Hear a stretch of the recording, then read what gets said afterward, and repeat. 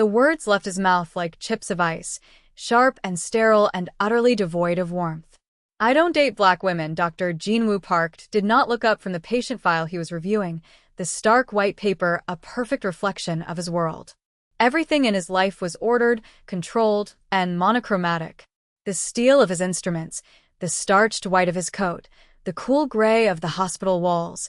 It was a palette of precision, and he had curated it with the same ruthless efficiency he applied to a surgical procedure. His colleague, Dr. Chun, sputtered, a coffee cup halfway to his lips. "Jinwoo, what decade are you living in? You can't just say things like that." Jinwoo finally lifted his eyes. They were dark, intelligent, and sealed off, like windows to an empty room. "It is not a moral declaration, Chen. It is a statement of fact. A personal preference, rooted in a lifetime of cultural and familial expectation. My father was very clear on the matter of legacy." The word legacy was a weight, a stone he carried in his chest. It was his inheritance, more tangible than money or property.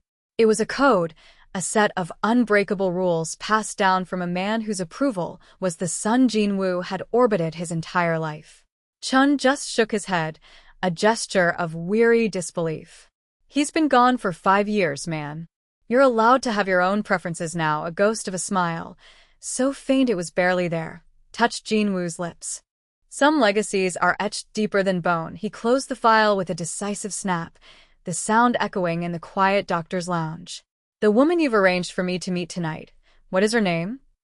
Chun hesitated, a new, dreadful understanding dawning in his eyes. "Her name is Imani. She's an architectural historian.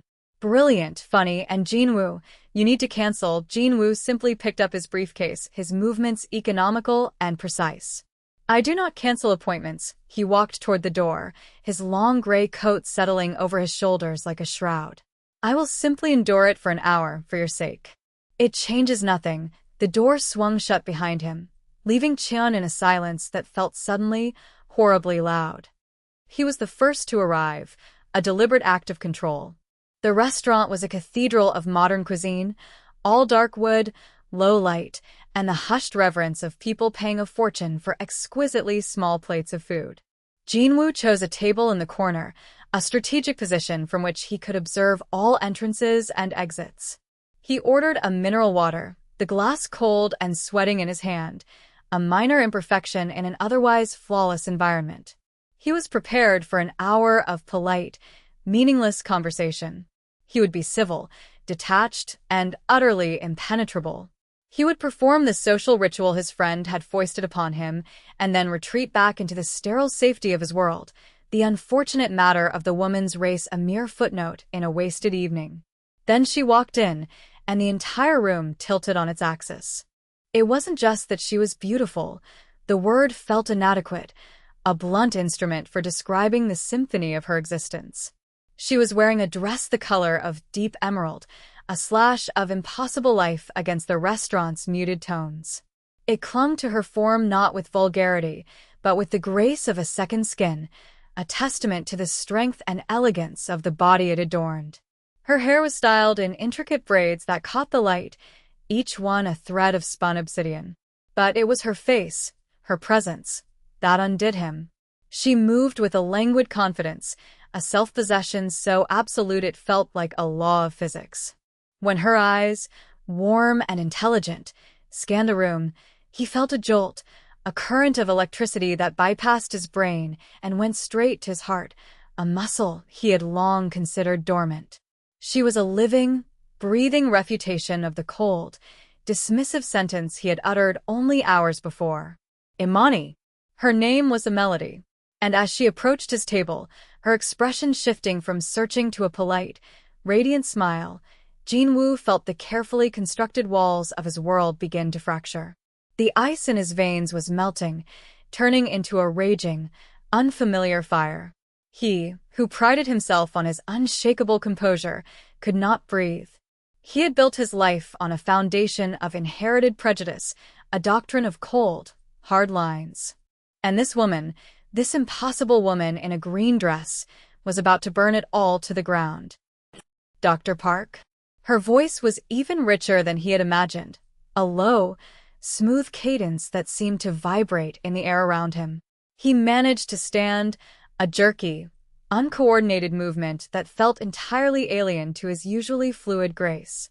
The man who could hold a life in his hands with unwavering stillness suddenly felt like a clumsy adolescent. "Imani, please," he said, his own voice sounding rough, unfamiliar. She smiled, a genuine, luminous thing that made the dim restaurant feel brighter. She extended a hand, and he took it, his skin registering the warmth of hers as a shock. It was a simple handshake, a common courtesy, yet it felt like an irrevocable pact. He was touching fire, and he knew, with a terrifying certainty, that he would carry the brand of it forever. The first 15 minutes of their date were a study in dissonance.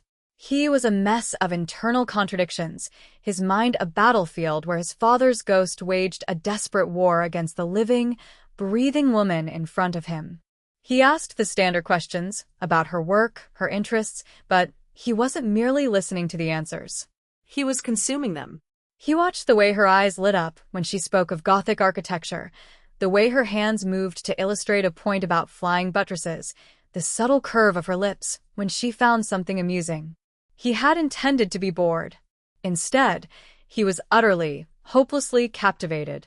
Imani, for her part, was a master of graceful composure, yet she could not miss the intensity of his gaze. She felt it on her like a physical touch, a focused, burning curiosity that was both flattering and deeply unsettling.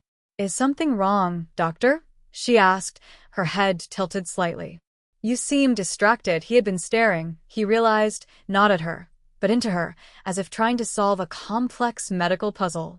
"Forgive me," he said, forcing his hands to rest flat on the table, an attempt to anchor himself. "Your work is fascinating. The idea of buildings holding memory, of history being encoded in stone and glass, it's a language I don't speak. Everyone speaks it," she countered gently. "You just have to learn how to listen." The conversation flowed from there, but the undercurrent of his obsession never waned. He found himself revealing things, small, inconsequential details about his grueling residency, his frustration with hospital bureaucracy, things he never discussed. He was trying to build a bridge to her, frantically, clumsily, laying down planks of conversation over the chasm of his own prejudice. He was trying to erase the man he had been that morning. "I don't normally enjoy these derangements," he admitted, the words feeling heavy and true. "My friend can be overly persistent." "Mine too," she laughed, a sound like wind chimes. "She said I needed to meet someone who wasn't a dusty manuscript or a crumbling facade." His heart clenched. He was a crumbling facade. And for the first time in his life, he was terrified of what lay beneath. He remembered the rain. It was always raining in his father's memories. The old man would sit in his study, the scent of cedar and old paper thick in the air, and speak of Seoul not as a vibrant metropolis, but as a place of hardship and rigid order. He would talk about the family line, a concept that felt almost mythical to a young Jinwoo growing up in the manicured suburbs of America. "We are the Parks," his father would say, his voice a low rumble of absolute authority. "Our name is not just a sound. It is a vessel. It carries the blood, the honor, the sacrifices of every generation before you. Your duty is not to your own happiness. It is to that vessel. You must not crack it." Jinwoo was 12 when he first understood what that meant. He had made friends with a boy from a different neighborhood, a boy whose parents were laborers, whose laughter was too loud, whose clothes were never quite new. When his father found out, he didn't yell. He simply sat Jinwoo down in the cedar-scented study and laid out the map of their world. There were circles of acceptability, concentric rings of social and cultural purity. Their circle was small, exclusive, and unforgiving. "They are not like us," his father had explained, his voice patient, as if teaching a scientific principle. "Their world has different rules, different expectations. To mix with them is to dilute our strength. It is to disrespect the vessel." The friendship was quietly, coldly terminated. Years later, during his first year of medical school, Jinwoo had fallen for a woman. She was brilliant, a fellow student, passionate and kind. She was also Filipina. For 3 months, He lived a double life, a life of vibrant color and genuine emotion that he kept hidden from the monochromatic world of his family. He thought he could manage it, that he could keep the two worlds separate. He was wrong. His father discovered it through a concerned family friend. The confrontation was not in the study. It was in the sterile, unforgiving light of the hospital cafeteria. His father did not raise his voice. He simply looked at his son with a profound, soul-crushing disappointment. "I thought I had raised you to understand," he said, his words like surgical steel. "This is not a matter of preference. It is a matter of preservation. This family did not survive wars and poverty and upheaval to be dissolved by a moment of foolish infatuation. You are a Park. You will marry a Korean. You will produce heirs who carry our legacy, untainted. This is your one and only purpose beyond your medicine." Jin-woo had looked across the cafeteria and saw her laughing with her friends, so full of life and light. And in that moment, he made a choice. He chose the vessel. He chose the legacy. He broke her heart, and in doing so, he calcified his own. He became the man in the gray coat, the man who could say, "I don't date black women," with the same dispassionate certainty as diagnosing a common ailment, because to him, it was just another rule in a lifetime of them. The crisis arrived not with a bang, but with a frantic, late-night email. A water main had burst in the sub-basement of the hospital's new heritage wing, the project Imani had been meticulously curating for the past 2 years. Blueprints, historical artifacts, and priceless preliminary sketches were in immediate danger. An emergency preservation and structural assessment meeting was called for midnight. When Jin-woo, summoned for his role on the hospital's board oversight committee, walked into the conference room, he saw her immediately. Imani was standing over a massive, unrolled blueprint, her face etched with a focused intensity that made her even more compelling. She wasn't wearing an emerald dress now. She was in practical trousers and a simple black sweater, her hair pulled back, but she commanded the room with the same effortless authority. She was surrounded by flustered administrators and grim-faced engineers, yet she was the clear center of gravity. Her presence was a jolt to his system, a painful reminder of the dinner 2 weeks prior, after which she had politely but firmly declined a second date, citing a demanding work schedule, a rejection he knew was more than just about time. "The water is contained," she was saying, her voice calm and clear over the anxious murmurs, "but the humidity levels in the archival vault are already critical. The structural integrity of the west-bearing wall is also a concern. Given the saturation," she looked up then, and her eyes met his. There was no warmth, no recognition of their shared dinner, only a cool, professional acknowledgement. It was a dismissal more profound than any angry words could have been. For the next 3 hours, they were forced into a reluctant alliance. Jin-woo, with his methodical, analytical mind, was tasked with assessing potential biohazard risks from mold and ensuring the safety protocols for the restoration teams. Imani, with her encyclopedic knowledge of the building's history and materials, directed the artifact rescue. They orbited each other, their paths crossing over damp schematics and urgent phone calls. He watched her, mesmerized by her competence. She was not just a historian. She was a leader, a fierce protector of the past. In her, he saw a dedication to legacy that mirrored his own, but hers was a legacy of beauty, of preservation, of culture shared with the world. His was a legacy of exclusion, of bloodlines and closed doors. The contrast was a blade twisting in his gut. He saw the way she inspired loyalty in her team, the respect in the engineer's eyes as she pointed out a detail they had missed. And he felt a sickening wave of shame for the crude, dismissive label he had tried to put on her, on an entire race of women, all to honor a dead man's suffocating pride. The hours bled together, fueled by bad coffee and the adrenaline of the crisis. By 4 a.m., the main conference room had cleared out, leaving only a handful of essential personnel. Jin-woo found Imani in a small, forgotten records office, carefully examining a 19th-century medical journal that had suffered minor water damage. The room was cold, the only light coming from a single desk lamp that cast long, dancing shadows on the walls. It created an island of intimacy in the cavernous, sleeping hospital. She was so absorbed in her work, she didn't hear him enter. He noticed a slight tremor in her hands and saw the dark circles of exhaustion under her eyes.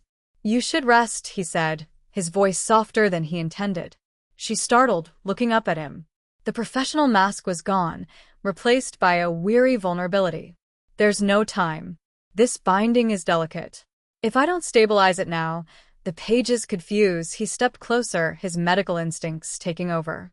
He gently took the book from her and placed it on a dry blotter. Then he took her hands in his. They were ice cold. "You're shaking," he stated, his voice now purely clinical, yet the touch was anything but. He began rubbing her hands, the friction creating a small pocket of warmth in the chilled room. For a moment, she allowed it, her tired eyes closing. The silence was profound, filled only by the hum of a nearby computer and the sound of their breathing.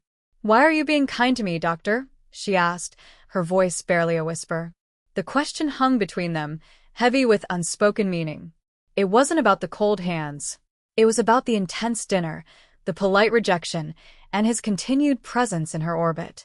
He stopped rubbing her hands, but didn't let go. He looked at her, truly looked at her, and the lie he'd been living became unbearable. "My name is Jinwoo," he said, the words feeling momentous. "And I think my entire life has been a form of malpractice." The admission was cryptic, but it was honest. It was the first truly honest thing he had said to her. She searched his face, her gaze probing, trying to understand the man behind the cold, competent doctor. She saw the conflict there, the deep, sorrowful regret that seemed to swim in the depths of his dark eyes. She slowly pulled her hands away, the loss of contact feeling like a sudden chill. "I don't understand you, Jinwoo," she said, her voice laced with a confusion that mirrored his own. "I'm not sure I do either," he confessed, the admission costing him a mountain of pride. "But I am beginning to." The revelation came a week later, delivered with the casual cruelty of office gossip. Imani was meeting with Dr. Chun to finalize the restoration timeline for the Heritage Wing. As they were wrapping up, Chun, who had witnessed Jinwoo's consuming fascination with Imani, made a clumsy attempt at matchmaking. "I'm glad you two are hitting it off," he said with a well-meaning smile. "Jinwoo's a good man, just stuck in his ways. I've never seen him look at anyone the way he looks at you. It's a miracle, honestly." Imani offered a polite, non-committal smile. "He's been very helpful during the crisis," Chun chuckled, shaking his head. "Helpful doesn't cover it. Obsessed is more like it. Which is insane, when you consider what he said to me right before your date." A cold dread, colder than the records office had been, began to seep into Imani's bones. "What did he say?" she asked, her voice dangerously quiet. Chun, oblivious, forged ahead. "Oh, just some of that old-world nonsense his father drilled into him. He was being an idiot. He told me, flat out, I don't date black women, can you believe it? And then you walked in wearing that green dress and completely short-circuited his brain." It was poetic justice. The world stopped. The cheerful chatter from the hallway outside, the hum of the hospital lights, the very air in her lungs, it all ceased to exist. There was only the sentence, echoing in the cavernous silence of her mind. "I don't date black women." It wasn't just an insult. It was a negation. It was a dismissal of her entire being before she had even entered the room. Every moment they had shared was instantly recast in a sickening new light. His intense gaze wasn't fascination, it was shock. His surprise at her intelligence wasn't admiration, it was the astonishment of a bigot discovering a unicorn. His kindness in the records room wasn't intimacy, it was the confused penance of a man confronting a crack in his vile worldview. She wasn't a person to him. She was an exception, an anomaly, a beautiful, surprising specimen that challenged his neatly categorized prejudice. The shame was a hot, coiling serpent in her stomach. The fury was a wildfire. She stood up, her movements stiff. "Thank you for your time, Dr. Chun," she said, her voice a flawless sheet of ice. She walked out of his office and straight to the surgical wing where she knew Jinwoo would be finishing his rounds. She found him at a nurse's station and she didn't wait. I know what you said, she stated, her voice low but carrying with lethal precision. He turned, a hopeful smile starting on his face when he saw her, a smile that died instantly when he saw the look in her eyes. Imani, you don't date black women, she continued, the words tasting like poison. Was I the first experiment? Did I perform to your satisfaction? Tell me, doctor, what conclusions did you draw from your little study? Her voice never rose, but every word was a scalpel, cutting away at the fragile connection they had built, exposing the diseased tissue beneath. He was speechless, the truth of her accusation rendering him mute. His silence was the only confession she needed. She gave a single, devastating nod. I see. You have your data. Please lose my number. 6 months. It felt like a lifetime. For Jinwoo, it was a period of brutal self-excavation. Imani's words had shattered the mirror he held up to himself, and he was forced, for the first time, to look at the ugly, distorted reflection. He confronted his father's legacy not as a sacred text, but as a toxic inheritance. The confrontation wasn't with a ghost. It was with himself, with the doctrines he had accepted, without question. He took a leave of absence from the hospital, a move that shocked his colleagues, and flew to Seoul. He walked the streets his father had described, but he didn't see a city of rigid order. He saw a place of dynamic, chaotic, beautiful life. He visited museums, listened to music, and spoke to people his father would have deemed unsuitable. He was deprogramming himself, one painful realization at a time. He returned to America a different man, quieter, sadder, but with an unfamiliar clarity in his eyes. He sold his father's house, the one with the cedar-scented study, and used the money to anonymously establish a scholarship fund for minority students in the arts and humanities at the local university. He named it the Emerald Grant. He went back to work, but the arrogant, cold precision was gone, replaced by a gentler, more patient bedside manner. He was a better doctor, a better man, but he was hollowed out by her absence. Imani, meanwhile, had poured her pain into her work. The Heritage Wing restoration was a triumph, completed ahead of schedule and under budget. She received a prestigious award for her efforts and was lauded in architectural journals. She moved through the world with her head held high, her dignity an impenetrable armor. She dated, but superficially. No one could get past the walls she had erected. The memory of Jinwoo's betrayal was a constant, low-grade ache, a reminder that even the most beautiful facades could hide rotten foundations.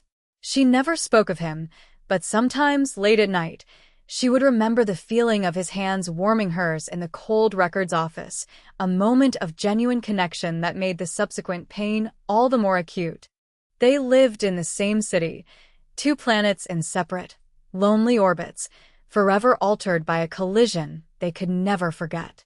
The silence between them was a testament to the chasm his words had created, a void that seemed impossible to ever cross. The dedication ceremony for the Heritage Wing was a grand affair. The city's elite were in attendance, a sea of tuxedos and evening gowns, but all eyes were on Imani. She stood at the podium, bathed in a soft spotlight, looking regal in a gown of midnight blue. She spoke with eloquence and passion about the power of history, about the stories our buildings tell, and about the importance of preserving a collective memory that includes all voices. She was magnificent. Jinwoo stood at the back of the crowded atrium, a ghost in a well-tailored suit. He had not been invited, but he had to be there. He had to see her one more time. Watching her, so poised and powerful, he felt the full, crushing weight of his foolishness. He had almost broken this extraordinary woman with a stupid, inherited prejudice. He had almost allowed his father's dead hands to ruin the most alive thing he had ever encountered. When she finished her speech to thunderous applause, a moderator stepped up to handle a brief Q&A session. A few predictable questions were asked and answered. Then a silence fell. Jinwoo's heart hammered against his ribs. This was it. This was the only chance he would ever have. He raised his hand. The moderator, surprised to see a hand from the very back, nodded at him. Yes, you in the back, Jinwoo stepped forward into the aisle, and a murmur went through the crowd as people recognized the prominent surgeon. Imani's smile froze on her face. Her eyes widened in shock and disbelief. He walked slowly, deliberately, until he was halfway to the stage, ensuring everyone could see and hear him. He was not hiding anymore. He took the offered microphone. "This isn't a question," he began, his voice clear and steady, though it cost him everything he had. "It's a public apology." A collective gasp rippled through the atrium. "6 months ago, I said something ignorant, racist, and unforgivable about the brilliant woman standing on that stage. I judged her and all women who look like her, based on a toxic ideology I inherited and was too weak to question." He looked directly at Imani, his eyes pleading. "My words were not a preference. They were a prejudice. They were the result of a profound moral failing, and there is no excuse. Imani, you are a woman of immense grace, intelligence, and dignity. You tried to show me a better way to be, and I failed you. I am sorry. I am deeply and truly sorry for the pain I caused you, and for the man I was when we met." He set the microphone down on an empty chair and turned, walking back down the aisle and out of the atrium without a backward glance, leaving behind a stunned silence and a woman on a stage whose carefully constructed composure had been utterly and completely demolished. The silence in the atrium was absolute.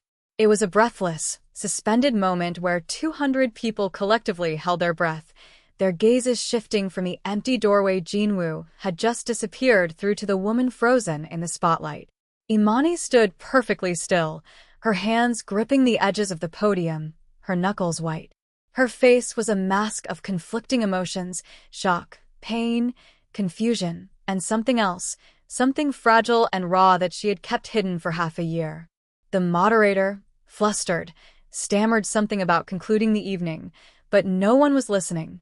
All the air had been sucked out of the room, replaced by the weight of Jinwoo's public confession. Imani didn't hear the applause that eventually, uncertainly, started.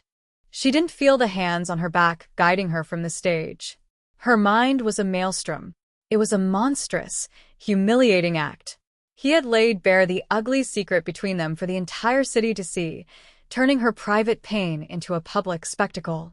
It was also the bravest, most honest thing she had ever witnessed. He hadn't made excuses. He hadn't tried to justify his past. He had simply named his sin, taken full ownership of it, and apologized without any expectation of forgiveness. It was a gesture so radical, so complete in its self-immolation, that it defied easy categorization.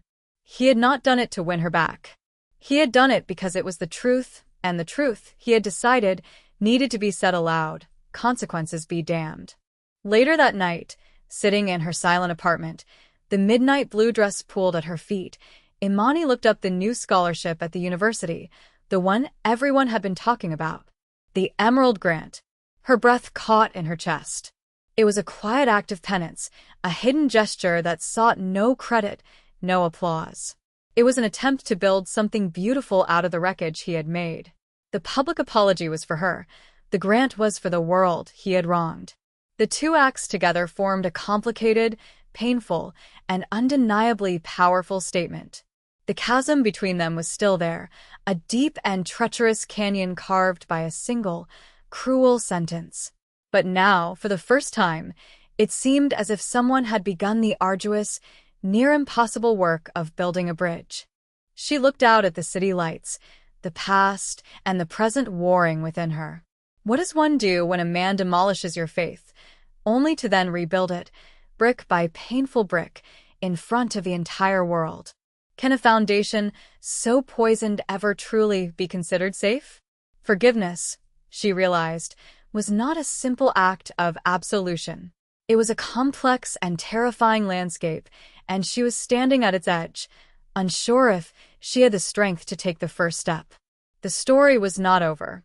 The final chapter had yet to be written. And what would you do? Would you walk across that bridge?